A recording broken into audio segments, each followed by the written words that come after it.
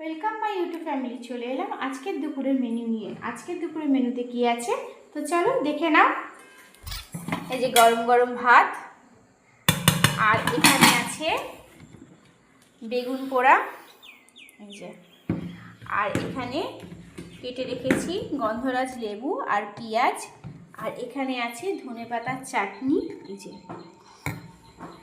আর এখানে আছে ফুলকপি, আলু, শিম, বড়ি, এই যে বড়ি, আর একটু কড়াইশুঁটি দিয়েছি, এই যে অল্প করে কড়াইশুঁটি দিয়েছি, এই যে অল্প করে কড়াইশুঁটি দিয়েছি, দিয়ে একটা ঝোল করেছি পাতলা করে।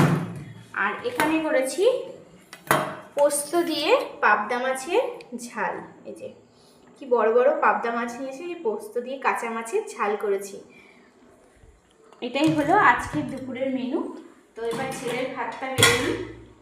ভিডিওটা ভালো লাগলে অবশ্যই লাইক, কমেন্ট, শেয়ার করো, আর হ্যাঁ, সাবস্ক্রাইব করো। সাবস্ক্রাইব করতে কেউ তোমরা ভুলো না।